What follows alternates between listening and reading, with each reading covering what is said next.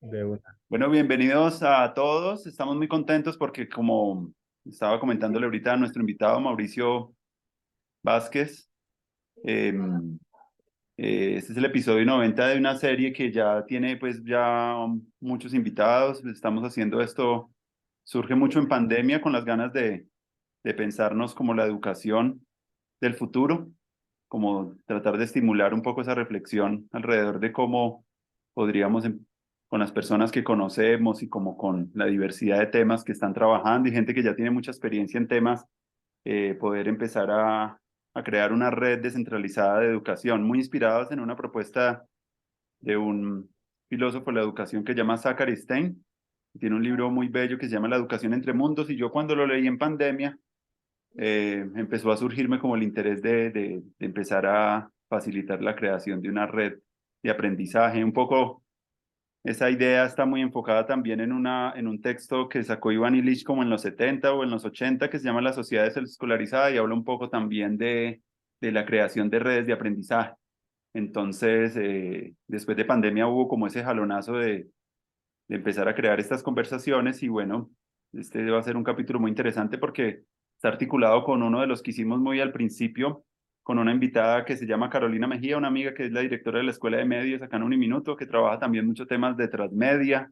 Y bueno, Mauricio, bienvenido a conversar un rato. Andrés, qué gusto.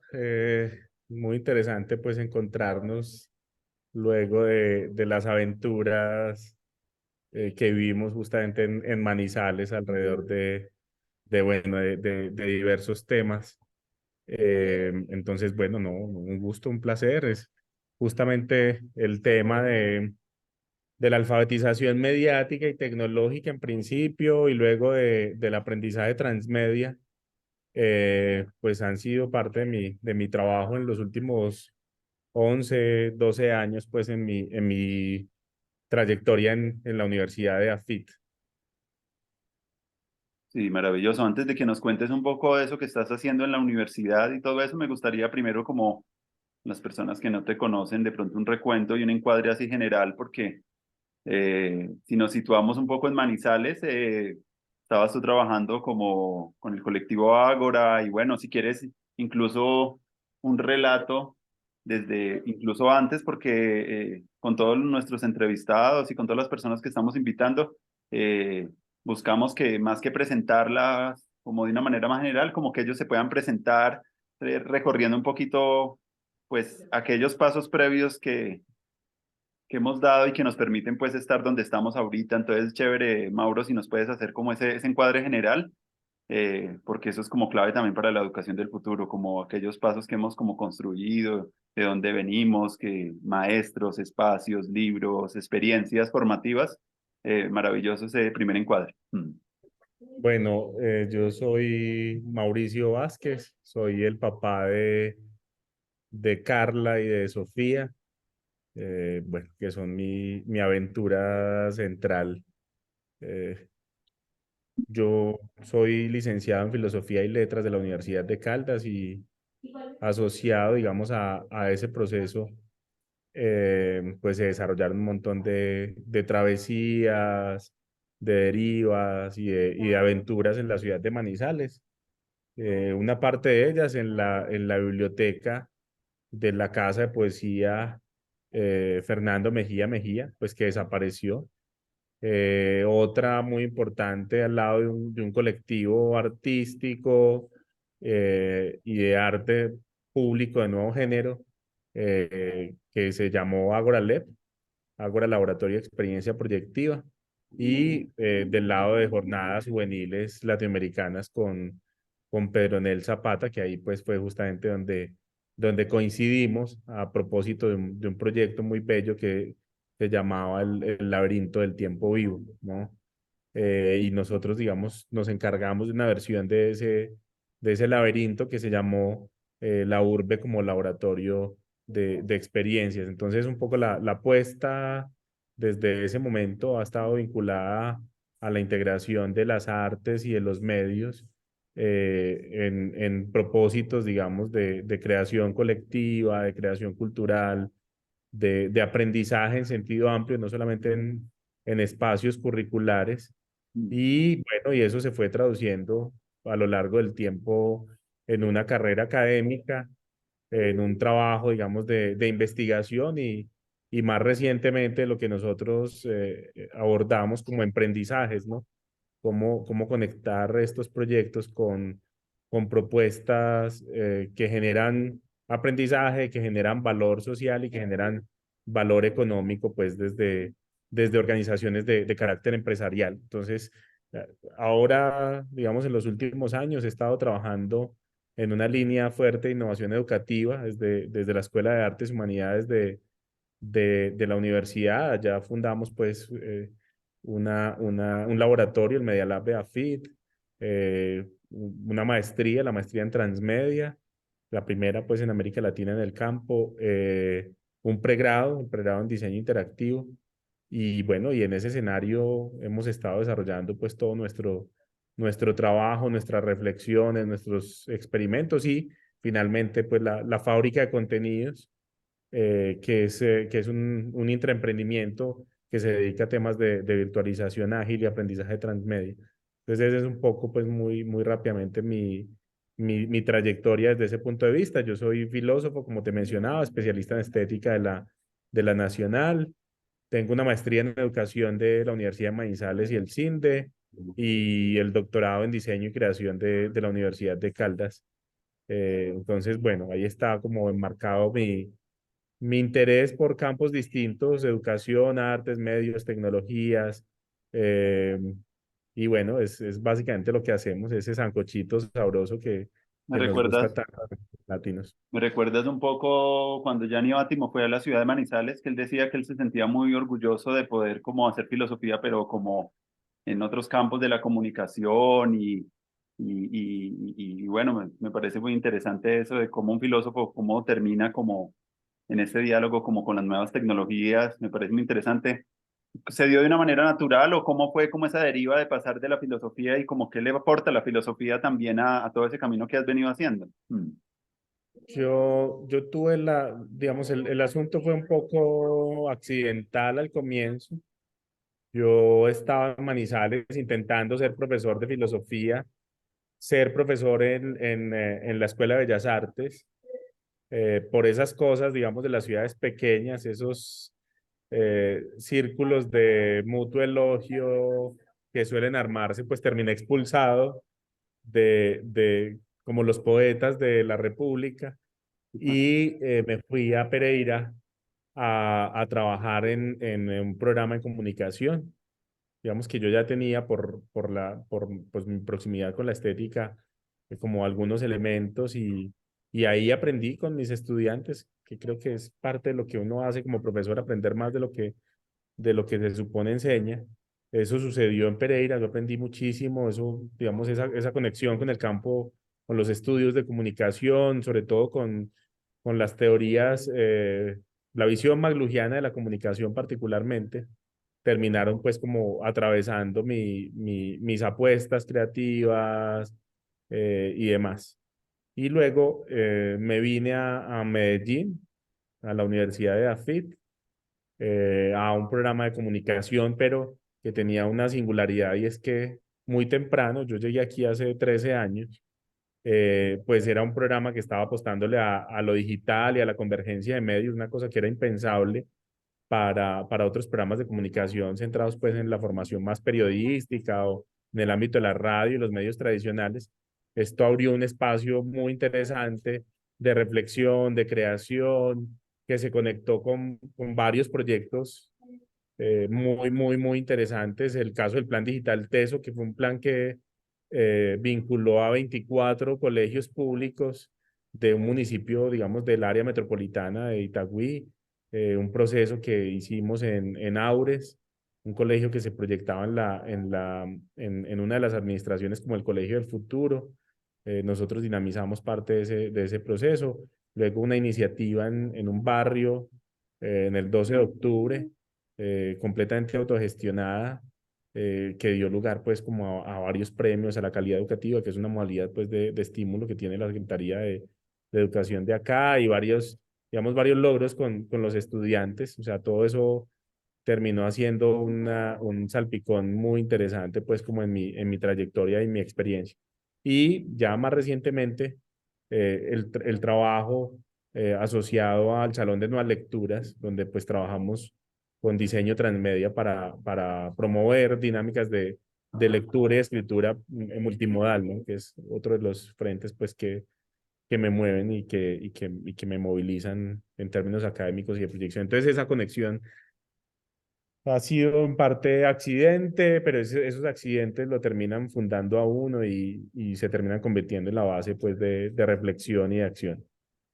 Sí, me gustaría ahorita que nombrabas a Marshall McLuhan, para de pronto lo que no, lo que las personas que no lo han escuchado, como cuáles como los principales aportes de este autor, porque yo con una cosa de las que yo también cuando lo leí y que me llama mucho la atención, incluso también que inspiran mucho de lo que estoy haciendo, él es que él habla como de una retribalización de la sociedad, como una, y de las subculturas que emergen también alrededor de lo digital. Es buena parte también de lo que a mí me interesaba, porque yo también, cuando llego yo acá a Bogotá en el 2005, hago una maestría en educación, pero muy interesado como en explorar también todos esos mundos de las ciberculturas y sobre todo como la perspectiva más de la apropiación como ciudadana de esos medios, como para hacer nuevas Sí, cosas, muy ligados a lo, en ese tiempo había en Bogotá muchos espacios, incluso todavía con algunos sigo teniendo algún contacto de personas que estaban empezando desde eh,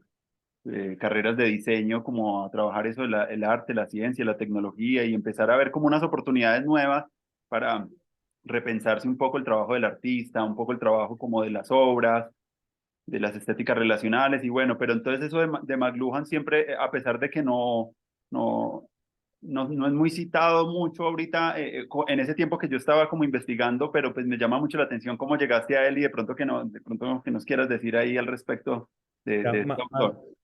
McLuhan es una personalidad muy interesante, es un autor muy interesante en el contexto del siglo XX porque fue por mucho tiempo condenado al olvido, ¿no? Se le acusó como determinista tecnológico, cuando lo que realmente estaba fundando era una visión absolutamente anticipatoria Total, eh, eh, en relación con la cultura, digamos, que se estaba construyendo. Y él funda una escuela muy importante hoy, que es la Escuela de Ecología de los Medios. Básicamente, McLuhan lo que sugiere es que nosotros tenemos dos tipos de ambientes en los que nos movemos, el ambiente biológico, digamos, en donde respiramos, comemos, nos reproducimos y demás, pero hemos configurado como especie un ambiente artificial que son los ambientes mediáticos y que esos ambientes, digamos, son objeto de, primero, de reflexión. Entonces él inventa un dispositivo eh, conceptual, una máquina conceptual, que es el tetra de McLuhiano, para entender, digamos, la relación en los ambientes tecnológicos con los medios de una manera no dualista. Él se copia un poco del mundo oriental, mm, digamos, de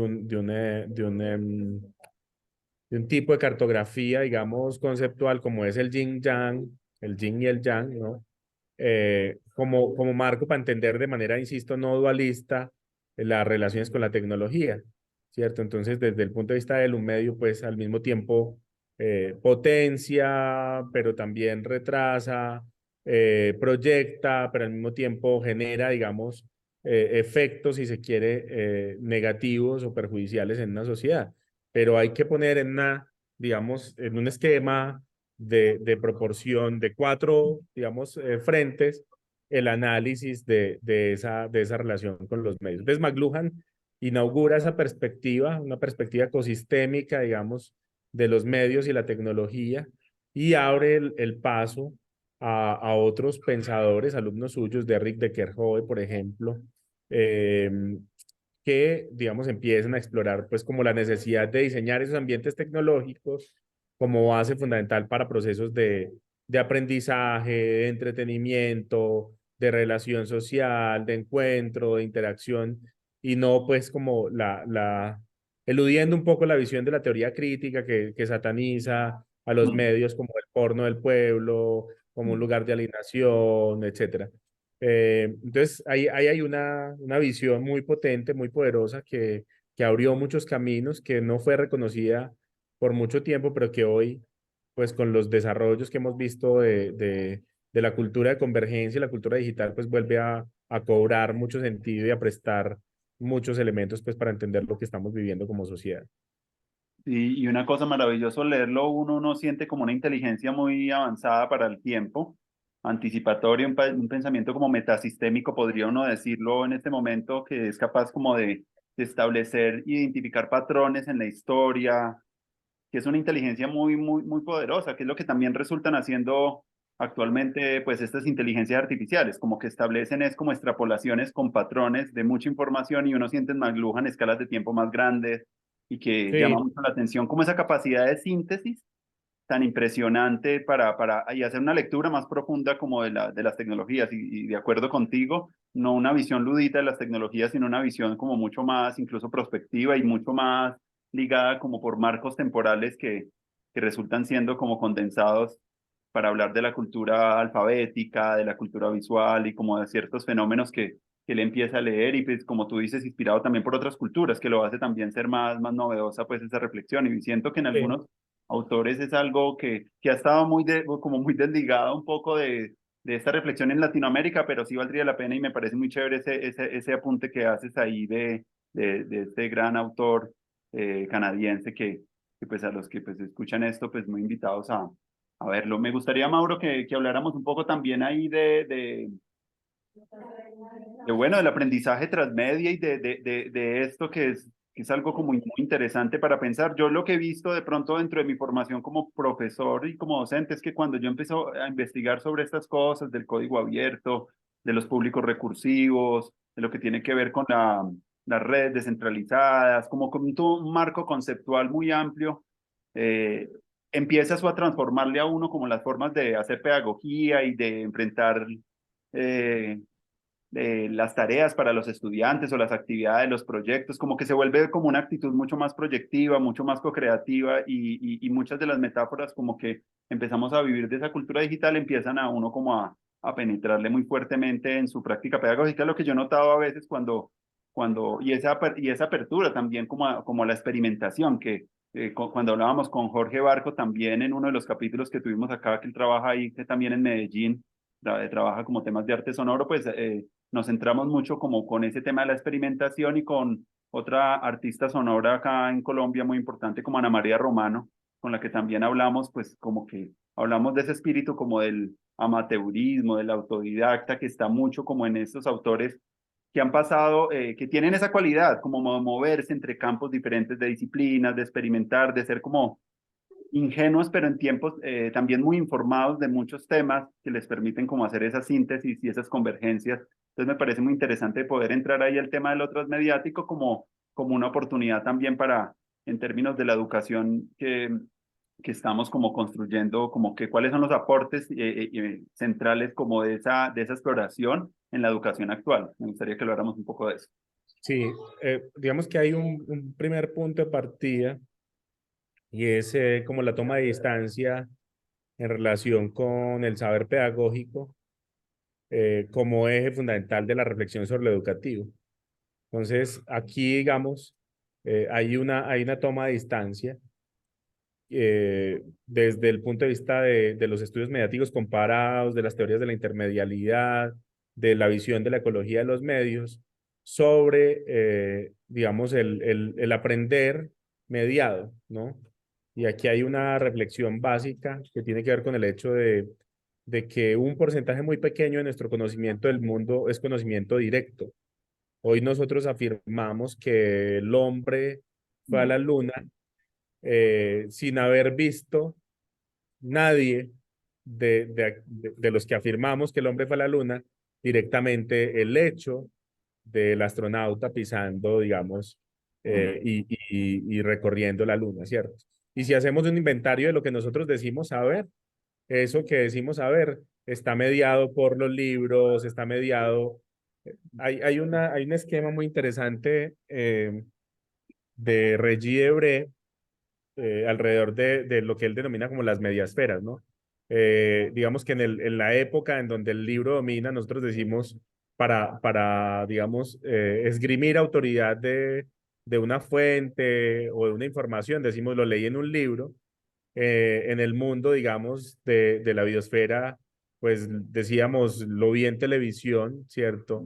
Más recientemente lo encontré en Internet, ¿no? O sea, buena parte de nuestras referencias, digamos, de autoridad tiene que ver con los ambientes mediáticos en los que ese conocimiento, ese saber, esa experiencia del mundo se construye, se configura y se media. Entonces, esta toma de postura alrededor del saber mediado, lo que está diciendo es que hay que entender entonces ese doble proceso de mediación y de mediatización en el contexto, digamos, de una concepción ecosistémica de los medios. Ese es como el punto de partida más fuerte.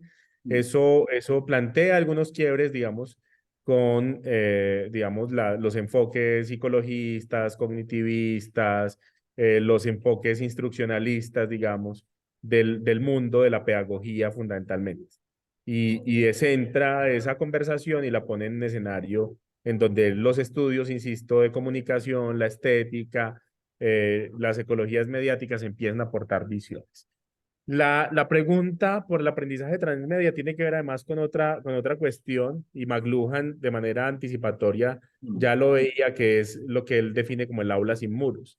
Él decía muy tempranamente que en el contexto, digamos, de la educación, en donde hay una prolijidad de medios, hay mucha más capacidad de acceso y de flujo de información y experiencias de aprendizaje por fuera del aula que dentro del aula. O sea, casi que las cosas que aprendemos sobre el universo están contenidas en los documentales que vemos en National Geographic o en Discovery Channel, en las enciclopedias, en la Wikipedia, en los contenidos que circulan a través de redes sociales. Y que negar esa experiencia como parte fundamental de los procesos de aprendizaje, pues sería, digamos, absurdo. Que los juegos, digamos, en los ámbitos ludificados y en los juegos específicamente, también se aprende. Entonces, ese reconocimiento va a implicar que eso que está por fuera de la escuela, por fuera de los entornos de aprendizaje, digamos, regulares, se empiece a incorporar sistemática y estratégicamente. Y empecemos a hablar ya no solamente digamos, las preguntas clásicas de la educación, ¿cierto? ¿Quién enseña, cómo enseña, quién aprende, qué aprende, cómo aprende, a cómo diseñar para que se configuren experiencias de aprendizaje significativas, potentes, movilizadoras, implicantes, digamos, emocionalmente. Esa es como la gran pregunta del aprendizaje transmedia, ¿cierto? Como distintas formas de mediación y de mediatización, de convergencia de medios, de tecnologías y de ambientes, no solamente digitales, y esto es muy importante. Lo transmedial suele asociarse a la cultura digital, pero la cultura de convergencia es una cultura donde lo nuevo y lo viejo, lo analógico y lo digital, lo tecnológico, digamos, en vía Silicon Valley y las tecnologías apropiadas coexisten en función de experiencias, en este caso, pues de aprendizaje que se conecta con el entretenimiento, que se conecta con el juego, y aquí empiezan a aparecer como otras visiones alrededor del eduentretenimiento, por ejemplo, el infoentretenimiento, la ludificación de los ambientes de aprendizaje, que empiezan, digamos, a aportar una mirada bastante disruptiva en relación con los encuadres, digamos, más de corte psicológico. Bueno, Hay cuando trabaja uno con maestros, cuando entran a, a interesarse por las tecnologías, hay como una tendencia mucho a reducir como el aprendizaje como a los usos instrumentales, como de cómo aprender a manejar X o Y herramienta, pero a veces estos encuadres, por eso hago énfasis en lo que tú estás planteando, de comprender un poco esa dimensión de cómo ha evolucionado la tecnología y la sociedad y cómo somos unos seres humanos que la tecnología ha estado desde el principio de nuestros tiempos. Incluso hay unas historias ahí que uno lee alrededor de cómo el arado empezó como a llevar a la domesticación de los animales, pero también a acabar con el animismo que se llevaba y a crear el principio de como de una sociedad como más movilizada por las religiones. Entonces, como que a veces un hecho que es muy técnico, como está totalmente interactuando en una ecología más amplia, y esa concepción me parece muy importante que las personas como que se acercan a estos medios pues puedan entender para no reducirse a veces en esa necesidad como venga, solamente como que se queda a veces, incluso en la educación virtual, pensar que es solamente eso y no se pierde uno de mucho, de muchas cosas muy poderosas de lo que podría uno empezar a pensar cuando ya conoce este tipo de historia. Entonces me parece muy chévere que pudiésemos reflexionar también acá juntos de esas nuevas alfabetizaciones, pero también como, bueno, qué capacidades también está demandando este siglo con tantas cosas, con tanta complejidad, pues que se ha venido viniendo desde la pandemia incluso, y que para muchos profes también empiezan a hablar mucho de algunas cosas alrededor de la salud mental que no tenían como tan claro, pero empiezan a entrar como otros temas y cuando hay problemas también ecológicos empiezan a llegar otros o problemas políticos del paro nacional empiezan a generarse nuevas reflexiones. Entonces, como que esas nuevas alfabetizaciones, ¿qué capacidades también tú crees para los maestros deberían empezar ellos a entender? Porque mira que Henry Jenkins, que es uno de los autores que trabaja mucho lo de la convergencia mediática y esto, él tiene también unas pistas ahí también interesantes para pensar eso de cuáles son esas habilidades del siglo XXI. Me parecería chévere poder reflexionar eso, de esas habilidades, porque esas capacidades son emergentes, algunas de resolución, por ejemplo, de problemas complejos. Me gustaría también que habláramos un poquito cómo ves tú también eso en relación con este boom de las inteligencias artificiales también hoy ahorita, que pudiéramos reflexionar más adelante sobre esto, porque es un tema que está como, es un tema igual que la pandemia a nivel mundial, hay mucha conversación que se está dando sobre ese tema y que valdría la pena mirar eso de cara como a capacidades que podríamos empezar a construir y como cuáles son los desafíos que habrían ahí para pensar esto de Ahí la hay, alfabetización digital. hay varios, digamos, varios asuntos que se tejen. El primero viene de la filosofía de la técnica, de pensadores como Heidegger, Bernard Stiegler, André Leroi-Gourhan, que, digamos, nos mostraron una visión distinta de la técnica, ¿no? Nosotros pensamos la técnica como instrumento, como herramienta, y una herramienta, digamos, al servicio del capital, que sirve para alienar. Digamos que estas otras visiones lo que dicen es, nosotros somos una especie que se define en relación con la técnica. Y ese se define en relación con la técnica, implica con la técnica y con la tecnología. Y esa relación, digamos, implica que nosotros nos codeterminamos Ujú, cuando desarrollamos instrumentos, herramientas que nos permiten actuar sobre el mundo. Y que ahí hay un cambio que opera en dos registros, en el registro del hacer, pero también en el registro del pensar y el sentir. Es decir, cuando nosotros modificamos o desarrollamos invenciones técnicas, nos estamos modificando nosotros, estamos modificando las maneras como vemos el mundo, cómo pensamos, cómo actuamos sobre él. De tal suerte que no es un asunto accesorio, que no hay una relación, digamos, determinista en ninguna de las dos direcciones, ni en los seres humanos, que aquí hay otro asunto pues más amplio, es que la técnica y la tecnología no es un dominio exclusivamente humano, hay técnicas, digamos, en el plano, digamos, de lo animal, que están bien documentadas, que la etología, digamos, ha logrado, digamos, desenterrar de alguna manera, pues para superar esa visión antropocéntrica del mundo. Pero bueno, esa es otra parte de la, digamos, de la conversación en la que estamos explorando alrededor de la biocreación transmedia. Ahorita pues probablemente hablaremos también de esa visión y de lo que estamos gestando desde las nuevas exploraciones. Entonces, en esa línea, entender que la técnica y la tecnología son parte fundamental del proceso de construcción social, de construcción subjetiva e intersubjetiva, nos da, digamos, una mirada distinta que supone que jugar en relación con herramientas y con tecnologías distintas nos permite pensar distinto y pensar distinto nos permite hacer distinto. Y que si la función de la escuela y en la escuela me refiero a primaria, secundaria, universidad, posgrado.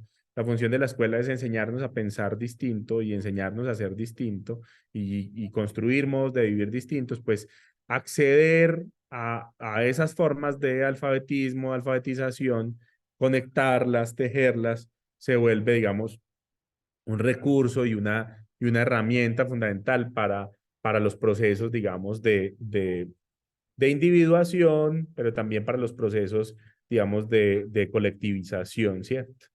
Eh, y esto tiene que ver con una postura de Freire, ¿no?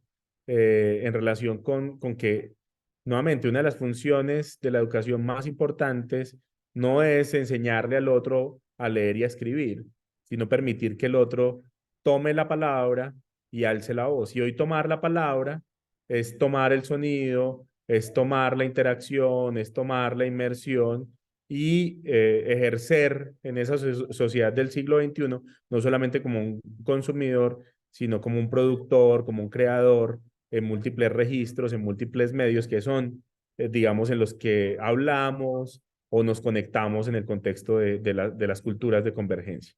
Eh, Habilitar para el uso de esos medios y esas tecnologías a los estudiantes es un gesto fundamental, es un gesto, digamos, vital para las sociedades contemporáneas y para las escuelas contemporáneas. Tan importante como lo fue en su momento la alfabetización, digamos, escritural, es la alfabetización audiovisual, la alfabetización sonora, la alfabetización ya hoy en planos de lo inmersivo, incluso de la generación de modelos de uso para formas de agencia e inteligencia, como eso que llamamos inteligencia artificial.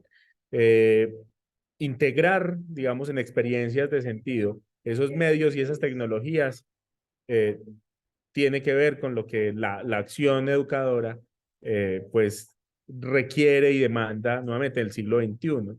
Cuando, si nosotros revisamos la historia, las tecnologías que hoy tomamos por naturales o tenemos por naturales, eh, generaron los mismos, digamos, polos opuestos que ya Humberto Eco documentaba en su libro Apocalípticos e Integrados. O sea, nos llevan a la perplejidad total, una invención tecnológica, al tener esa capacidad de cambiarnos y de cambiar el entorno en el cual nosotros nos movemos, tiene la posibilidad digamos, de alterar eso que nosotros tomamos por natural, por cierto, por siempre existente, ¿cierto?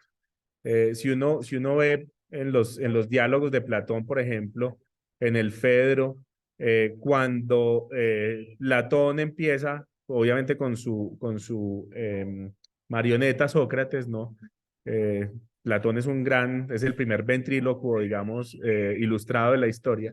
Él habla a través de una marioneta que inventa un personaje conceptual que es Sócrates. Entonces, en esta discusión sobre la invención de la escritura, digamos, la gran conclusión es que quien escribe es un sabio de mentiras, porque ya no inscribe, digamos, el saber en su soporte biológico, ¿cierto? En su memoria, en su propia memoria, sino que usa una memoria exteriorizada a través de caracteres que son extraños y que son los que van a permitir de alguna manera que ese saber se dé. Entonces, ese sabio, para la visión platónica, digamos, de la sabiduría, no es un sabio. O sea, la escritura, que hoy es un gesto básico para nosotros, y la alfabetización textual, que es básica para nosotros, para, digamos, el pensamiento griego, no es la vía, digamos, hacia el conocimiento y hacia la sabiduría.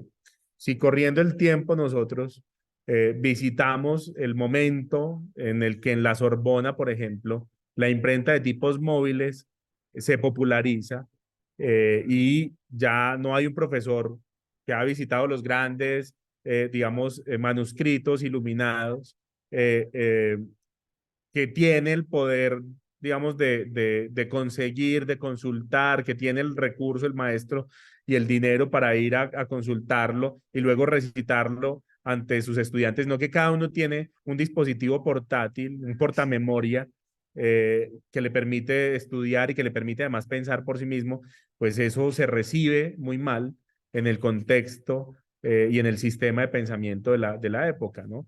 Luego, en el siglo XIX, con la aparición de los dispositivos ópticos, por ejemplo, de los juguetes filosóficos, ¿cierto? Hay una suerte de acusación, de aberración asociada a esos aparatos que permiten ver el mundo de una manera distinta. El estereoscopio, por ejemplo, se convierte, digamos, en un recurso sindicado por los garantes de la moral de la época, porque acusarán, digamos, a este medio de ser un vehículo de circulación de pornografía, ¿no? Que esa es una cosa bien interesante.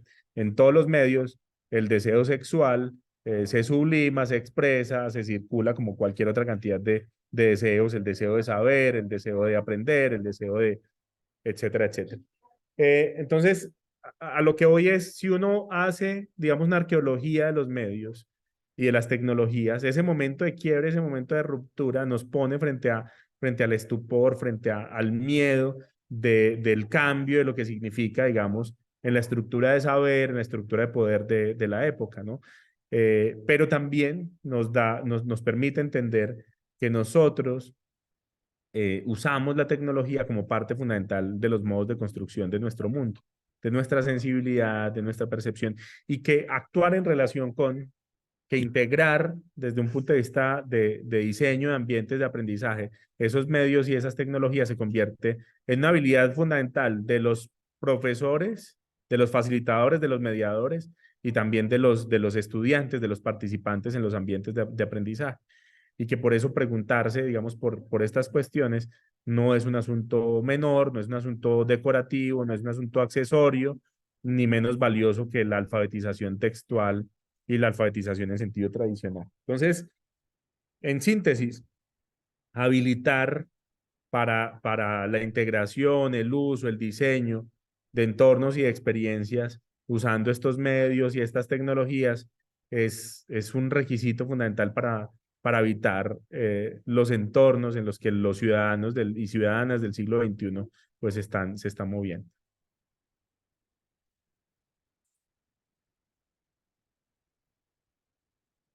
Me gustaría que pudiéramos profundizar en también, bueno, en esa concepción histórica es muy importante.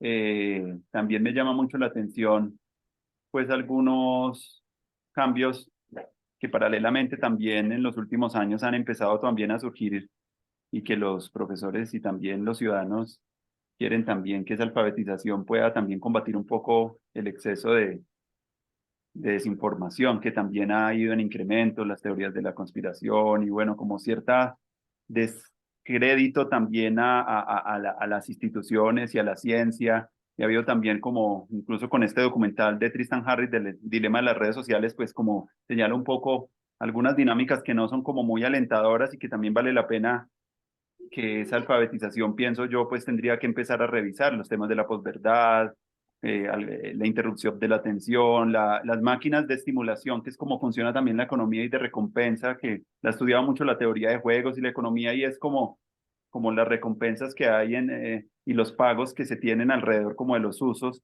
¿Qué podrías tú decir también respecto como a eso que algunos autores también han venido planteando como unas problemáticas incluso como con la privacidad de nuestros datos, la transparencia de esos algoritmos y cómo también eso, cómo se puede en la escuela hoy en día poder y en la educación, incluso para los ciudadanos, como estar más atentos a no estar tan presas a esos movimientos. También Jonathan Haidt también en Estados Unidos ha investigado un poco también la psicología cognitiva que hay detrás de la polarización y de todo lo que está surgiendo en términos de lo que René Girard hablaba del chivo expiatorio, pero ya siendo los medios digitales, digámoslo, que unas realidades que son también como oscuras y problemáticas, que habría que entrar también a hablar de esa como meterle a todos estos temas también de la transmedialidad, también el psicoanálisis y los autores que también en el siglo XX han dado algo que decir. ¿Qué podríamos decir tú al respecto frente a esas problemáticas de tecnologías exponenciales que nos están llevando también a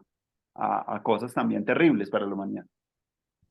Sí, eh, o sea, yo creo que la imagen, digamos, de los recursos técnicos, de las tecnologías, de su integración, de su uso, están asociadas pues a una idea ya explorada que es una de las primeras herramientas que nosotros usamos, que es el cuchillo, ¿no? O una, digamos, una piedra afilada, ¿cierto? Digamos que en ese contexto, un cuchillo, o en el contexto del uso técnico, o en el contexto, digamos, de la ecología, de, de, digamos, de esas tecnologías de uso doméstico en principio, lo que uno encuentra es que el cuchillo sirve al mismo tiempo para todos los propósitos que nosotros como sujetos queramos agenciar a través de ellos, ¿cierto? Entonces el cuchillo sirve al mismo tiempo para preparar el alimento, que es un asunto obviamente deseable, necesario, eh, y sirve al mismo tiempo para asesinar o para cazar, ¿sí? Es decir, el problema ético no es un problema de la técnica, es un problema que nosotros tenemos como sociedad.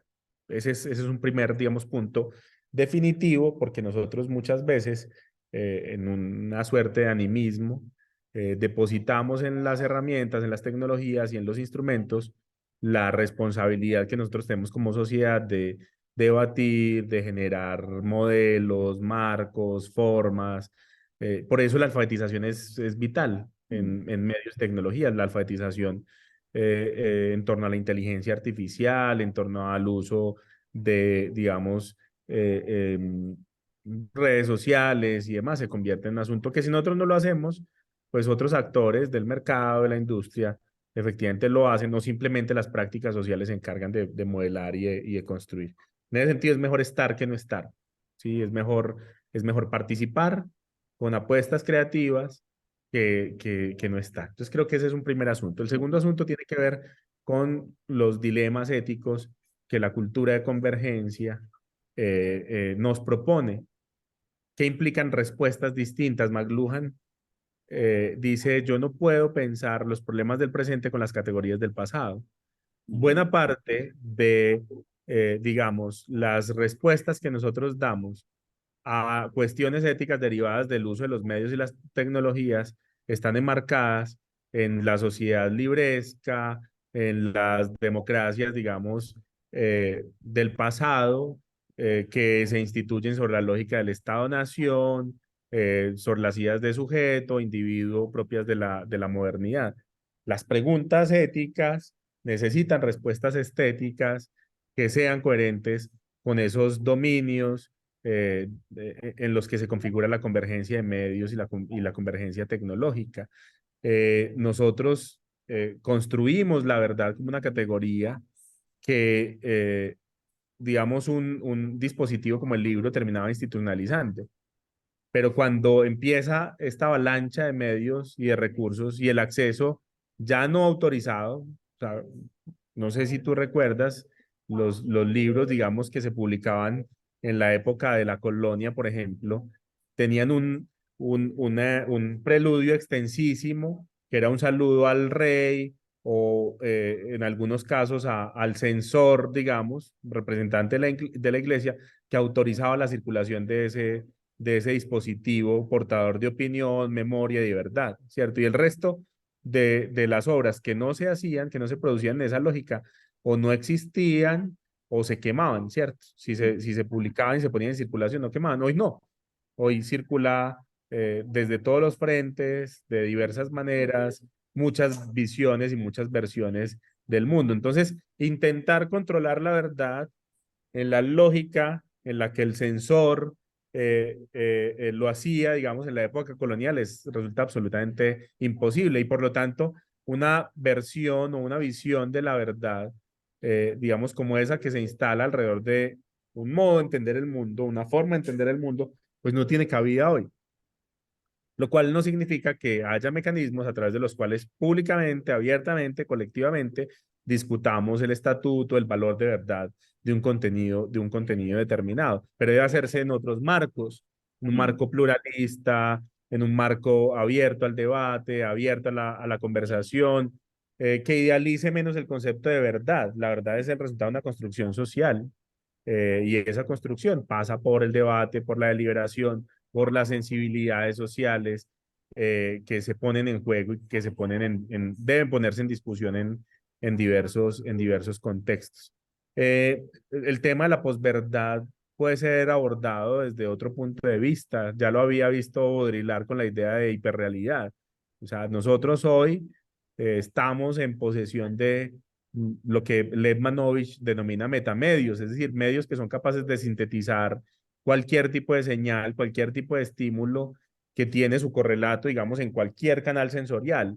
Nosotros hoy podemos hacer fabricación digital, producir audiovisuales, generar imágenes que suplantan eso que llamamos realidad y modelar realidades posibles. Entonces, estamos en un entorno en donde es posible producir realidades. La pregunta es qué realidades, bajo qué condiciones, en manos de quién, con qué propósitos se producen y se configuran, ¿no? Poco esa idea de mayo del 68, la imaginación al poder, se materializa. Este es el momento de la realización caricaturesca de esa idea. La imaginación está en el poder. La imaginación que se traduce en imágenes de inteligencia artificial, en textos generados por redes neuronales, entrenadas con lo que hemos dicho, y que no necesariamente tiene el sello de calidad de un sensor, el sello de calidad de el representante de la verdad o el representante de Dios. Discutir de manera pluralista y abordar de manera pluralista, no reduccionista, digamos, esos problemas, es parte fundamental de la alfabetización mediática, la alfabetización transmedial. La pregunta fundamental ahí es, ¿qué tipo de realidad quiero producir? ¿Qué Ujú, tipo de verdad quiero poner en circulación? ¿Qué tipo de preguntas, de discusiones, de experiencias quiero facilitar y quiero mediar? No solamente como el receptor pasivo, ¿cierto? Como cuando un citadino o una citadina sale al campo, ¿no?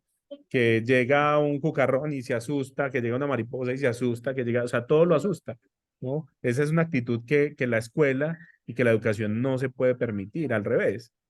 Yo debo saber que si llega una imagen producida, digamos, artificialmente, que si llega un texto generado a través de inteligencia artificial, que si tengo la posibilidad de acceder a un mundo inmersivo, que si tengo entornos ludificados, pues tener la posibilidad de entender y de actuar en relación con ese contexto, con esa situación que en un momento determinado se está poniendo en juego a la que me estoy exponiendo. Dar la espalda a esas realidades, negarse en función de los viejos valores de la escuela, ¿cierto? Verdad, textualidad, disciplina, a esa ortopedia, ujú. digamos, escolar, es negarse a una ciudadanía del siglo XXI. Sí, de acuerdo. Recuerdo mucho un trabajo que leí hace unos años de un periodista de The Guardian que se llama Matthew de Ancona, que habla mucho sobre el tema este de la posverdad. Y él hacía unas inferencias que me parecían interesantes también, que el marco filosófico también de todo eso también es la posmodernidad.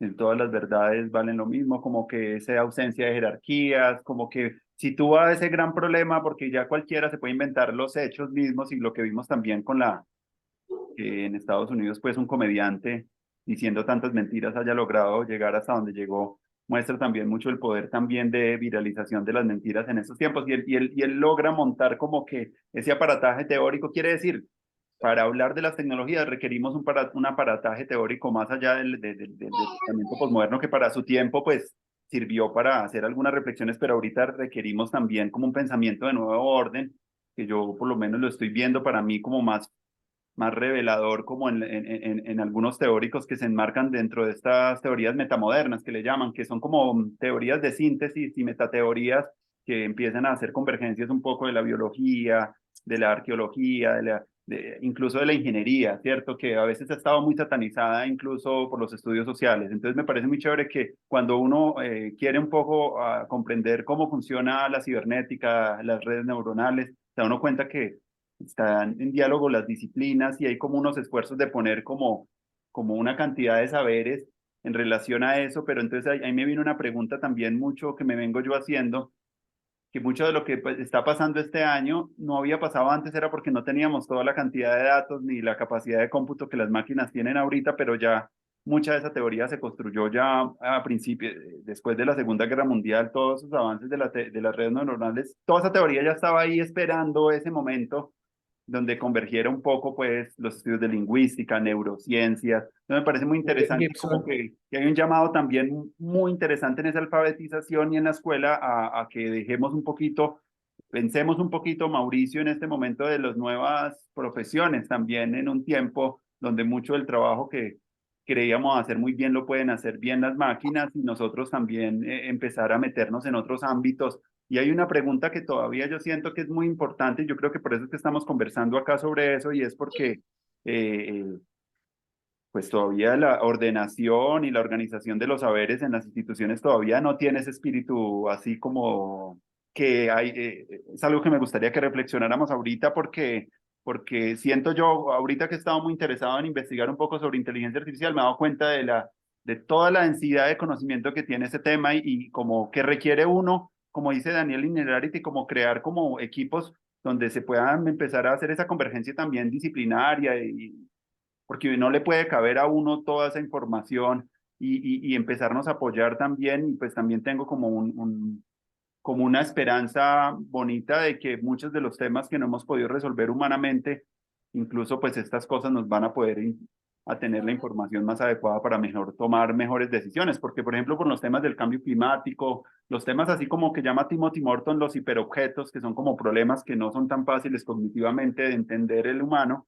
quizás vía tecnológica sí podríamos empezar y yo creo que Taiwán lo está haciendo y está desarrollando cosas muy maravillosas, utilizando mucha tecnología, pero al servicio de la participación ciudadana, de empezar a descentralizar un poquito las formas de participación política, y la ministra digital, Audrey Tan, está haciendo esfuerzos grandísimos para lo que tú estás diciendo, meterle un poco de unos objetivos diferentes, pero con las tecnologías que están como a nuestro alcance. Entonces me parece muy chévere poder como profundizar un poco también en eso de esas nuevas profesiones, porque yo siento que a veces en la formación que se está teniendo actualmente no se acerca ni Ah, mínimamente para tener la capacidad, y por un lado, de abordar esa complejidad, y por el otro lado, una de las cosas que también yo siento que los docentes vienen experimentando con mayor inquietud son los temas de la salud mental y de la sabiduría, porque dicen, listo, ya tenemos acceso a la información, pero si alguien tiene hambre de sabiduría, ¿a dónde va a ir?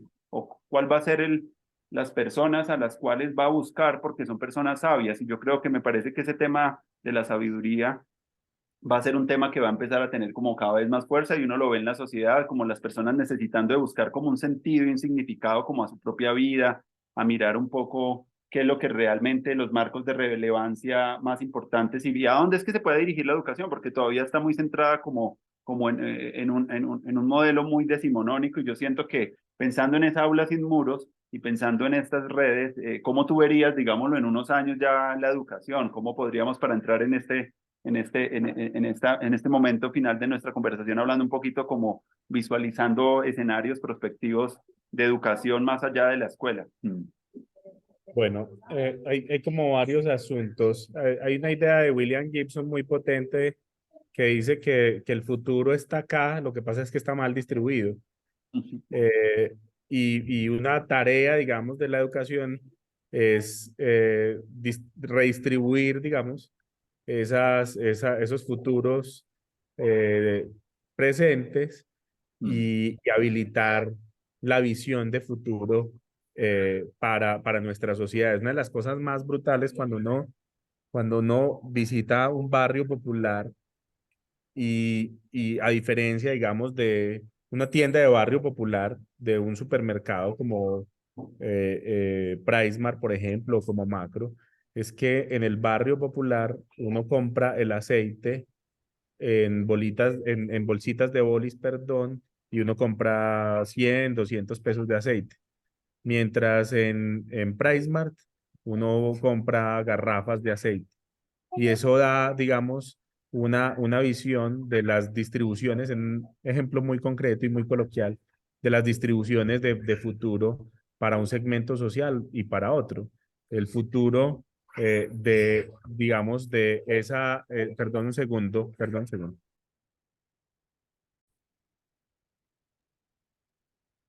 Entonces, a ver, una tarea fundamental es recuperar esa posibilidad de hacer presente el futuro. La otra visión muy interesante de Alan Kay, básicamente lo que sugiere es que la mejor forma de predecir el futuro es inventándolo, ¿no? Es decir, esos trabajos del futuro no son trabajos del futuro, son trabajos del presente que nosotros somos capaces, son trabajos que nosotros somos capaces de visionar en el futuro, deseable desde el presente. Eh, y eso implica hacer una arqueología en la institución educativa, ¿no?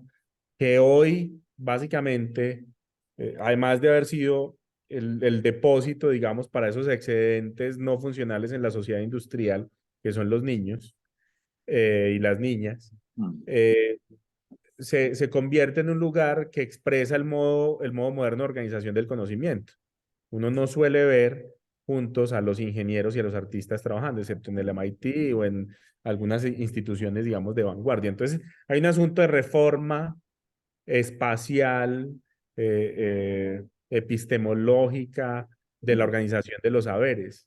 Nosotros probablemente no deberíamos trabajar de manera disciplinar si queremos enfrentar o dibujar esos futuros, sino trabajar a partir de retos o de problemas mm, que implican distintas matrices disciplinares y construcciones inter y transdisciplinarias o indisciplinadas en muchos casos, ¿no? mm, O sea, la reforma, digamos, o la construcción de esas profesiones del futuro pasa por una reforma fundamental de la estructura a través de la cual nosotros organizamos el conocimiento. Eh, si uno presenta un registro calificado a una sala, digamos, del Ministerio de Educación que evalúa y eso no tiene un encuadre disciplinar conocido, ese programa tiene todos los puntos para no tener un registro calificado.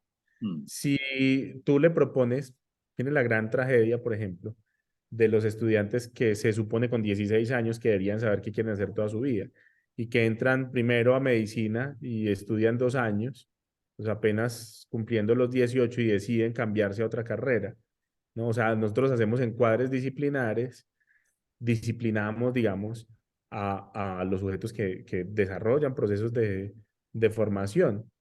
En esa línea, ¿qué tal si nosotros permitiéramos la exploración libre, el cruce por distintos mm, encuadres disciplinares para configurar cosas que ya están funcionando como los sistemas de currículo flexible o currículo vivo, donde yo tengo la posibilidad de orbitar por distintos mm, encuadres y al final decir, vea, yo me quiero especializar en biotecnología, es decir, tengo un componente de ingeniería, pero tengo, porque mi proyecto o el proyecto colectivo, pues me lleva, digamos, a establecer esas conexiones. Entonces, yo no creo, porque bueno, hay Gartner y las consultoras, pues, que hacen futurología, dicen, no, el futuro, los trabajos del futuro. Entonces, los trabajos del futuro son eh, curador de sistemas de inteligencia artificial,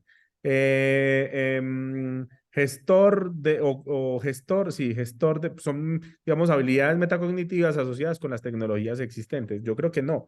Yo creo que los trabajos del futuro tienen que comportarse como mallas abiertas, flexibles, para pensar los problemas que se van viniendo, que son problemas complejos, mm, interdisciplinarios, que implican visiones sistémicas, holísticas, ecológicas, en donde entran los encuadres antropológicos, filosóficos, pero también los encuadres desde el punto de vista de la ingeniería, del diseño. O sea, yo creo que yo no me atrevería a hacer una proyección a lo Gartner de estos son los 10 trabajos del no, futuro. no, No, creo que no. Ahora, el otro asunto que también está muy en discusión y es, bueno, ¿qué vamos a hacer con la inteligencia artificial?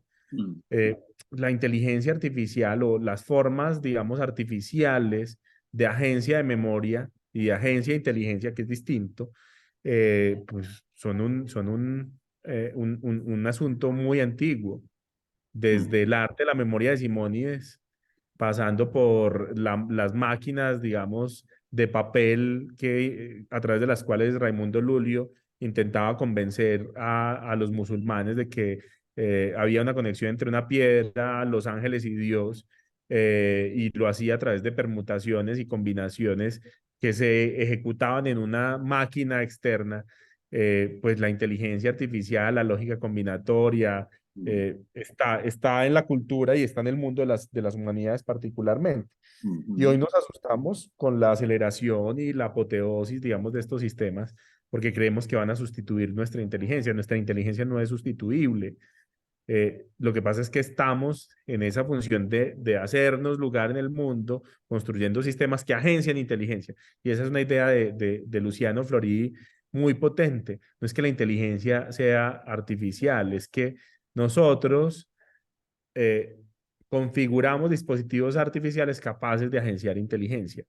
Ujú, Y es en esa claridad en donde nosotros pues no vamos a perder el lugar que tenemos, un lugar de integración, de síntesis, de orquestación, de invención a través de esas pistas que nos permiten sintetizar, como tú bien lo decías, ujú, un mundo en donde fluye más información, tenemos más datos, tenemos muchos más registros de la vida cotidiana, del universo, mucho más que lo que tenía aquel que se consideraba sabio en el Renacimiento, ¿cierto? Nosotros manejamos 10 veces más información que la que tenía a disposición Leonardo da Vinci.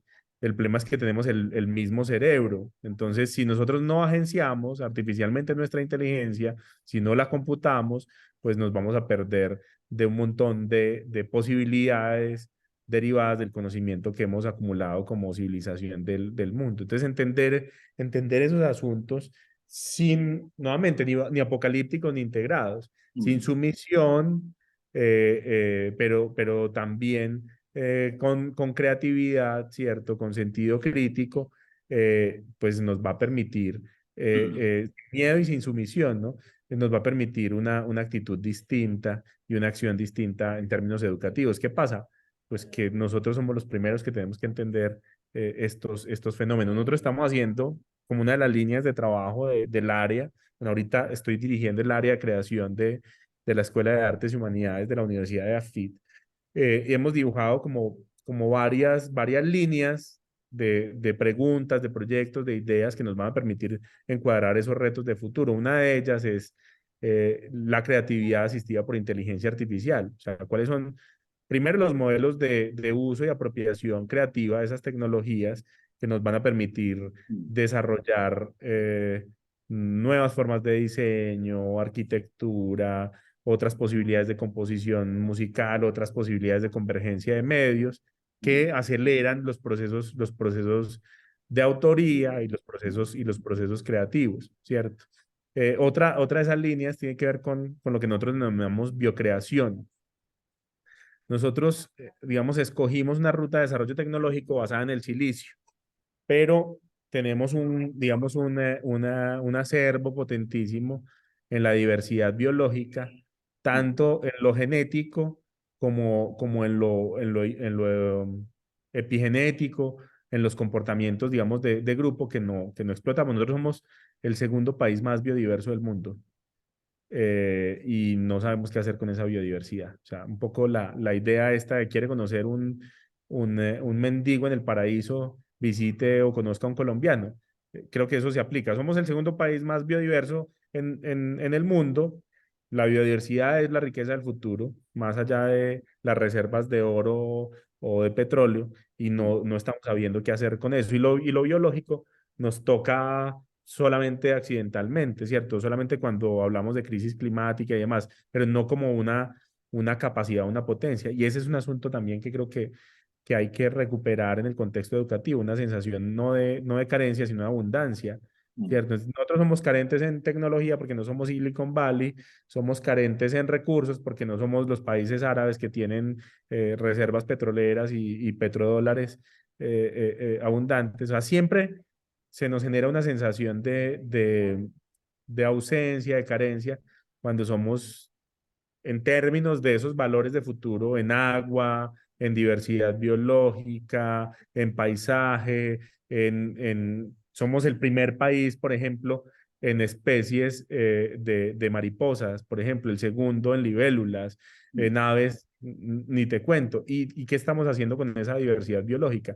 Y cómo la creación, por mucho tiempo, ha tomado, digamos, distancia digamos, su crítica, la visión romántica de la naturaleza como modelo de todas las cosas, ha tomado distancia de la posibilidad de conectar, digamos, eso que llamamos naturaleza, más bien la vida y las ciencias de la vida, con el mundo de las humanidades y el mundo de las artes y de la creación. Entonces ahí hay un montón de oportunidades, esa creatividad asistida por inteligencia artificial, todo el tema de inmersión, por ejemplo, pero no solamente inmersión digital, sino pues experiencias inmersivas mediadas analógicamente en los museos, en los ujú, espacios arquitectónicos y demás. Hay una apuesta muy grande por todos los temas de empresas creativas y culturales o emprendizajes creativos y culturales. O sea, ¿cómo hacemos para girar un poquito el discurso emprendedor concentrado en la generación solamente de valor económico y entender, digamos, el emprendimiento como una posibilidad de generación de aprendizajes, en donde si yo quiebro un emprendimiento, pues no tengo plata, pero sí tengo conocimiento alrededor de lo que puede o no puede hacerse. Todo el tema de metaverso para nosotros ha sido pues desde antes del boom del metaverso y demás. eh, eh, Nosotros llevamos 11 12 años trabajando en experiencias inmersivas antes de este boom pues de este magnate de Zuckerberg, Mm. eh, que al final fue una gran estafa o sí una gran estafa. Ya como que no Pero hay quiere ya meterse por ahí. Estaba diciendo que ya quería era meterse con inteligencia artificial. Y Elon Musk pidiendo la eh, moratoria, pero por el tiempo creando empresas para ponerse al día sí, de él. sí, de lo que no logró posicionar y que era solamente una Ah, promesa. Pero hay tecnologías mucho más modestas que permiten otras posibilidades de aprendizaje, el aprendizaje 3D inmersivo, otras mm, formas de experiencia, digamos, un contacto distinto con la posibilidad de crear mundos mm, dentro de este mundo, ¿no? mm, No mundos metafísicos, sino mundos inmanentes que abren, digamos, las experiencia. posibilidades creativas a las comunidades. Entonces ahí hay un montón. Nosotros intentamos hacerlo desde nuestros laboratorios y desde nuestra escuela y es ir dibujando, ir inventándonos, ir perfilando esas líneas de futuro que queremos inventar, ¿no? Hay ahí un montón de oportunidades de trabajo. Maravilloso. Eso lo de la biocreación me llama mucho la atención. No es algo que sepa mucho yo, pero siento yo, así como dentro de mi ignorancia, que si estas tecnologías están inspiradas en cómo funciona nuestro cerebro, entonces cómo podríamos crear otras cosas que estén inspiradas en la naturaleza. Y eso ha tenido como un boom muy fuerte en la literatura, eh, trabajo de Merlin Sheldrake alrededor de los hongos y de agentes no humanos y explorar también otras inteligencias que tienen que ver con la naturaleza. Incluso ahí se habla más de inteligencia simbiótica, no inteligencia artificial, sino como de como Sí.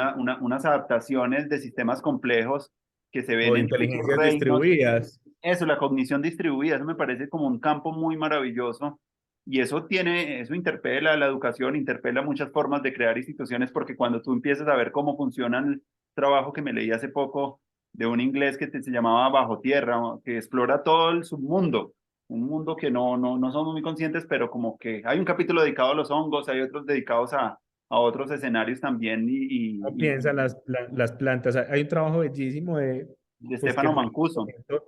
reciente, el trabajo de Mancuso, más del trabajo de Mancuso, uno, digamos, anterior, que es el de Von Wexkull, ¿no? Que inspiró buena parte del trabajo de Deleuze, de Guattari, No lo sabía. Merleau-Ponty, Heidegger.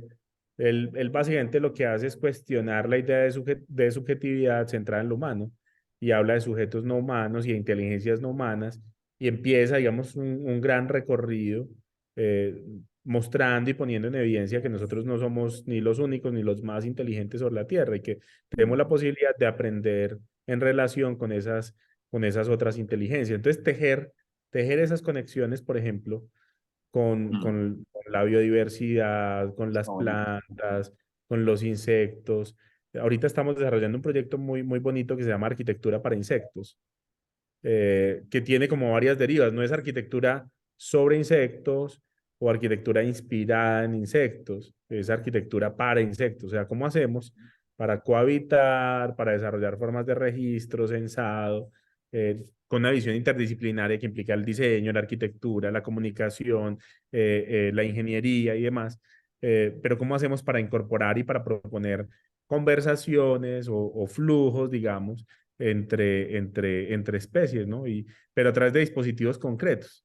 Ujú. Que esto tiene mucho de, digamos, de grandes discusiones teóricas, pero creo que parte de la tarea en el mundo, digamos, del aprendizaje es diseñar escenarios y dispositivos concretos que nos permitan hacer patentes esas discusiones abstractas, generalistas, Mm. un poco hacer del mundo de la discusión un mundo, digamos, de artefactos y de dispositivos que nos permitan poner en escena Mm. esas conversaciones y esas discusiones abstractas, ¿no? Es un poco lo que Sí, nosotros y eso es lo que aporta generamos también en el el laboratorio. diseño, ¿no? Eso es Sí, lo que sí. aporta el Y lo, diseño es esa concreción.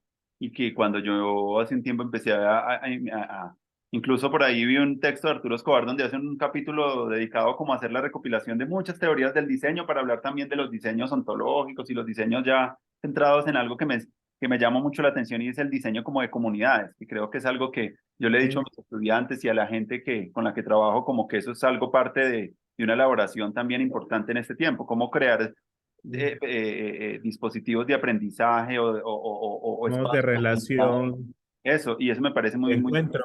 mm, Sí, pero es eso, o sea, el discurso del diseño, que es un discurso profundamente pragmatista, que no tiene, digamos, o que no apuesta a una visión de verdad única, no, absoluta, pues te habilita para probar múltiples verdades a través de artefactos que no son otra cosa que hipótesis en movimiento y te da la posibilidad de eso, de asumir que la verdad no es una. Entonces el problema de la posverdad es cuáles son las verdades en construcción que ponemos en juego, que la realidad no es una, entonces es posible pensar en mundos virtuales inmersivos en donde yo dibujo otros horizontes de posibilidad para el encuentro, en donde la inteligencia artificial lo que me está permitiendo es poner en escena otras formas de ser creativos y acelerar, digamos, la inteligencia biológica centrada, digamos, en el cerebro y en el cuerpo como unidad, ¿cierto? mm. Entonces ahí hay la dinámica del laboratorio y eso me ha aportado a mí muchísimo, el Media Lab, Eso, digamos, hablemos como... del EduLabs. Sí, nosotros hemos venido diseminando esta idea y poniéndola en práctica y en acción en distintos contextos, ¿no? Eh, en donde la fabricación, la construcción de dispositivos permiten poner en práctica hipótesis, planteamientos o intuiciones conceptuales y hacer elaboraciones a partir, insisto, del hacer, ¿no? Nosotros por mucho tiempo despreciamos el hacer, Mm, la confección, digamos, la artesanía, en nuestros contextos, la artesanía tecnológica, pero esa recuperación o esa proyección también, o esa aceleración del hacer como un factor fundamental para el aprendizaje, pues se ha vuelto el centro de estos laboratorios. Se ha vuelto también un espacio de descentramiento de la relación en el proceso de aprendizaje, porque en los laboratorios que nosotros fundamos, el eje central es el proyecto ujú, y no el que proyecta. Entonces, al ser el proyecto el eje central, pues el mediador o el facilitador se convierte en un actor más que dinamiza, potencia, lee, registra, articula las acciones que se dan en el contexto del laboratorio. Entonces, lo que hemos venido haciendo es activar estos dispositivos en distintos proyectos, aliarnos con organizaciones, transferir estas metodologías, sistematizarlas para activar esa suerte de troyano que se introduce en las instituciones y que permite transformarlas desde dentro. Y bueno, han sido experiencias muy interesantes mm. en primaria, en secundaria, en la universidad. Tenemos un laboratorio pues que es como el articulador, el dinamizador que nos ha permitido llegar a la maestría. O sea, la maestría, por ejemplo, que fue, como te mencionaba ahora, la primera en América Latina en un campo como lo transmedial, Mm, fue un excedente de la práctica del laboratorio. O sea, cuando empezamos a experimentar con estudiantes de pregrado, las posibilidades de la convergencia, a entender que había un campo ahí de reflexiones que no estaba completamente terminado y que nosotros podíamos intervenir, pues dijimos, bueno, ¿por qué no nos inventamos una maestría en esa línea? Diseño interactivo, por ejemplo, es un excedente del laboratorio, de nuestro laboratorio, del Media Lab. Y es que cuando empezamos a experimentar, nos dimos cuenta que no bastaba con producir en el plano, digamos, de los mensajes o de los contenidos, sino que necesitábamos para evitar, digamos, el contexto del siglo XXI, usar sensores, conectar cables, programar, y que eso no estaba en las disciplinas que nosotros teníamos. Entonces cruzamos mercadeo, humanidades, ingeniería de diseño de producto y surgió el pregrado en diseño interactivo. Entonces, el laboratorio es eso, es un virus, es una suerte de troyano que de se sopa introduce primordial.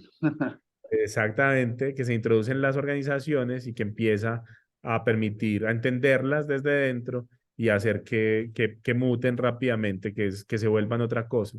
¿Cuánto Ese tiene es ya como ese programa, Mauro? El de la maestría.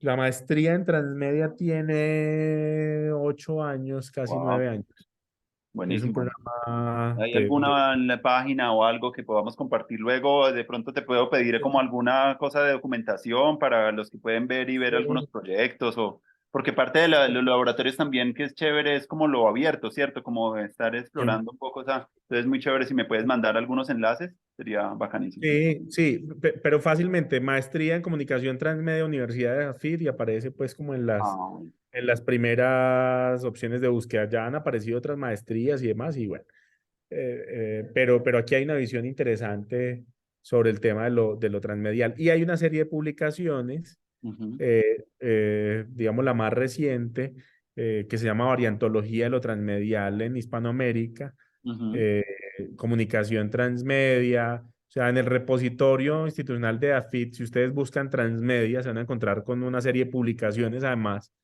que han sido parte del ejercicio de reflexión que hemos venido desarrollando. Buena parte de las discusiones sobre convergencia se han dado en el contexto norteamericano, sobre todo, y más recientemente en el contexto europeo, pero no había, digamos, una reflexión consistente sobre la convergencia de medios en Latinoamérica y en Hispanoamérica, porque ese vínculo histórico es un vínculo pues que nos sigue mm, fundando, que nos dio identidad, más allá pues de los discursos de coloniales y la herida colonial y maten a los españoles y demás. Bueno, eso digamos que para nosotros no es como el referente. Entonces, lo que hemos hecho en esos ejercicios con los mismos estudiantes es encontrar unas trayectorias, unas procedencias, unas emergencias de la convergencia de medios, pero en clave, digamos, hispanoamericana. Y todo ese material está disponible, está también mi perfil de academia, pues que ahí yo voy de alguna manera compartiendo los esfuerzos, ahí hay un trabajo chévere, por ejemplo, que recoge discusiones y conversaciones con profesores, estudiantes, eh, y bueno, y mi tesis es también mi tesis de doctorado, es resultado de todas estas discusiones alrededor de la imaginación mediática, por ejemplo, en Hispanoamérica, que fue buenísimo. como mi eje central y es, bueno, la imaginación nosotros la suponíamos como una cuestión asociada a las artes, Mm, a la literatura, pero hay un tipo de imaginación materializante, mediática, que ingenia dispositivos, que ingenia en relación con esos dispositivos posibilidades de experiencia y que han estado diseminadas y presentes en la historia de América Latina. Entonces hay, digamos, también en el repositorio sí de la Universidad de Caldas, está la tesis disponible de manera abierta. Lo que hemos intentado es eso, es que buena parte de estas conversaciones y estas construcciones estén ahí en redes y bueno, y sirvan como ¿Hiciste como una para arqueología de medios en América Latina? es que, Arqueología como de medios en América Latina fue como tu tesis. sí, Buenísimo. sí, ese fue una parte de la tesis. Mm, Fue como la primera parte, fue un trabajo bueno, maravilloso. Wow. en conversación con Felipe César Londoño, Mm, con mi maestro Isidro Moreno, con el profesor Andrés Burbano mm, y con Zielinski incluso, bueno, que colaboró y participó en una de las publicaciones nuestras con un texto bellísimo pues sobre el futuro de la arqueología. Pero sí, era eso, era desarrollar un proyecto que habían enunciado Zielinski y Andrés Burbano en un festival de artes electrónicas aquí en Latinoamérica, de la posibilidad de una variantología o de una arqueología de los medios en clave latinoamericana. Entonces yo intenté hacer como un aporte, sobre todo rastreando como la historia de la convergencia de medios desde el siglo XVII en mm, Nueva España hasta, digamos, algunos casos en el contexto del siglo XX y conectar pues con el siglo XXI, hablar de una visión de lo intermedial y de lo transmedial en nuestros contextos, con unas bases distintas, unos referentes distintos, porque a uno cuando le hablan de convergencia, a uno siempre lo llevan a Lost, a 24 y a Pokémon, como mm. si Sí. digamos, la convergencia se hubiera inventado y resuelto ahí. Y bueno, y parte de lo que hice fue mirar el tipo de entrenamiento intelectual, el tipo de formación, por ejemplo, que se dio, las bases, las fuentes, digamos, de Sor Juana Inés de la Cruz, de Carlos de Sigüenza y Góngora, por ejemplo, en Nueva España para pensar de manera inter y transmedial sus proyectos, ¿no? Y bueno, hay un montón de sorpresas eh, Maravilloso. muy A mí me interesantes llama en mucho esa. la atención de esa, cuando yo leía a Zielinski era como habían unas mentes en el pasado donde tenían la capacidad como de crear tecnologías donde se relacionaba lo micro, lo cósmico y muchas variables, escalas y una complejidad muy interesante y que yo decía, claro, también preguntaba mucho por América Latina y una reflexión que también yo he venido haciendo también y que me interesa mucho conocer es como en América Latina, como psicotecnologías, como tecnologías para la exploración no solamente del mundo, sino como las dinámicas psicotecnológicas de los chamanes y de las culturas antiguas para exploración del universo. Me parece eso como también muy fascinante y creo que con el trabajo por ahí también estuvimos conversando con Gabriel Vanegas, que también creo que hizo un trabajo como un poco en la línea de lo que tú estás planteando en Alemania, en esa escuela de Carlos, o yo no sé, o de Colonia. No hablamos Sí. mucho en el capítulo del tema, pero sí, él sí me comentó que estaba como en tecnologías precolombinas y ese fue como el tema de él. Pero entonces muy chévere para los que están viendo esto poder como explorar esos trabajos y que bueno, también muy chévere que los estás haciendo públicos para que más personas puedan acceder a esos contenidos. Es de parte también como de esta cultura de lo abierto que está como detrás de todo lo que estamos haciendo. Te agradezco mucho, Mauro, por todo. Si quieres decir algo que no le te he preguntado, algo con el que quieras cerrar, alguna cosa, ya con esto terminaríamos. No, Andrés, no, muchas gracias por la invitación. Un gusto seguirnos encontrando, como darnos esos espacios de no vernos, de no conversar y volvernos a encontrar con preguntas, con inquietudes, pues muy parecidas en muchos Mm. sentidos. Eso es muy rico, encontrarnos en otro momento de la vida, ¿no? Cuando la juventud ya nos está abandonando, por lo menos la física, la mental probablemente no.